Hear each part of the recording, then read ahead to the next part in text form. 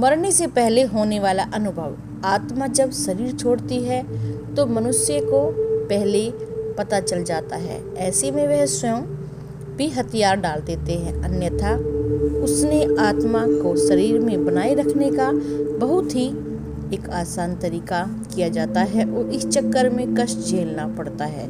अब उसके सामने सारे जीवन की यात्रा चलचित्र की तरह चलती जा रही होती है। उधर आत्मा शरीर से निकलने के लिए तैयार होती है, इसलिए शरीर के 5 प्राण और धनज्य प्राण को छोड़कर शरीर से बाहर निकलता है, आरंभ कर देता है धीरे धीरे निकलना। यह प्राण आत्मा से पहले बाहर निकलकर आत्मा के लिए सूक्ष्म शरीर का निर्माण करते हैं, जो कि शरीर छोड़ने के बाद आत्मा का वहां होता है। धनज्य प्राण पर स्वर होकर आत्मा शरीर से निकलकर इसी सूक्ष्म शरीर में प्रवेश कर जाती है। 12 अभियात्मा शरीर में ही होती हैं और दूसरे प्राण धीरे धीरे शरीर से बाहर निकल रहे होते हैं। व्यक्ति को पता चल जाता है, उसे बेचैनी होने लगती है, घबराहट होने लगती है, शरीर फटने लगता है और उसका सर फटने लगता है, खून की गति धीमी होने लगती है, सांस उखड़ने लगती है, बाहर के द्वार बंद होने लगते हैं, अर्थात अवचेतन लुप्त होने लगती है और आने वाली चेतना आत्मा के होने के संकेत देती है। और जब आत्मा ही शरीर छोड़ने को तैयार है तो चेतना को तो जानना ही है और वह मूर्छित होने लगती है, बुद्धि समाप्त हो जाती है, किसी अनजानी लोक में प्रवेश की अनुभूति होने लगती है। यह चौथा आयाम होता है। चौथा आयाम फिर मूर्छा आ जाती है और आत्मा एक झटके से किसी भी खली हुई इंद्री से बाहर निकल जाती है। इसी समय चेहरा विकृत हो जाता है। यही आत्मा के शरीर छोड़ने का मुख्य चिन्ह होता है।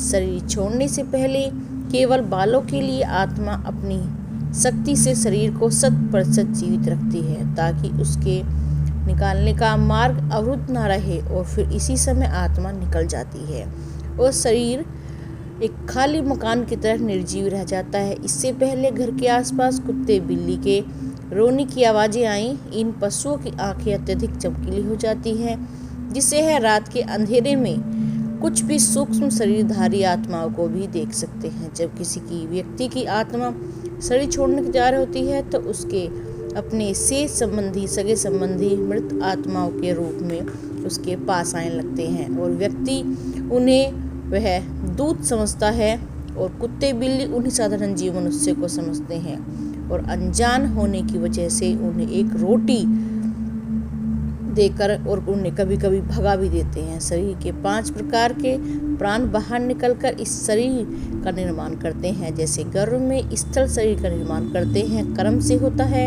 आत्मा अपने मूल भाग धनज्य प्राण के द्वारा बड़े बड़े शरीर से निकलकर सूक्ष्म शरीर में प्रवेश कर जाती है। आत्मा शरीर के अंग से निकलते उसे खखोलते हुए तोड़ते हुए निकलती है और लोग भयंकर पापी होते हैं जो उनकी आत्मा मूत्र या मल मार्ग से निकलती है। जो भी पापी हैं उनकी पुण्यात्मा और जो पुण्य आत्मा है उनकी आत्मा मुख से निकलती है। जो कि पापी कम और पुण्य अधिक किए होते हैं उनकी आत्मा नेत्रों से निकलती है। जो पूर्ण धर्मनिष्ठ होते हैं आत्मा और योगी पुरुषों की उनकी आत्मा रणधीर से निकलती है।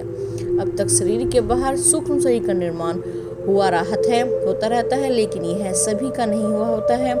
राहत जो लोग अपने जीवन में ही जो माया से मुक्त हो चुके हैं उन्हीं योगी पुरुषों का तुरंत शरीर का निर्माण होने का पता चल जाता है। अन्यथा जो लोग माया में विलुप्त होते हैं परंतु बुद्धिमान हैं, ज्ञान विज्ञान पंडित से युक्त है, ऐसे लोगों के लिए 10 दोनों सूक्ष्म शरीर का निर्माण हो जाता है। हिंदू शास्त्र के अनुसार 10 कटर का श्राद्ध अंतिम दिन तक मृतक का श्राद्ध करने का विधान है। इसलिए दोनों शरीर के 10 अंगों का निर्माण इस विधान से किया जाता है, जिससे कि उसके शरीर की सूक्ष्म जब 10 गटर का श्राद्ध पूर्ण नहीं होता तो शरीर उसका सूक्ष्म रूप से भूतों में प्रवेश करके निवास करता रहता। कारणवश ऐसा नहीं हो पाता तो आत्मा प्रेत यानी में भटकती रहती है।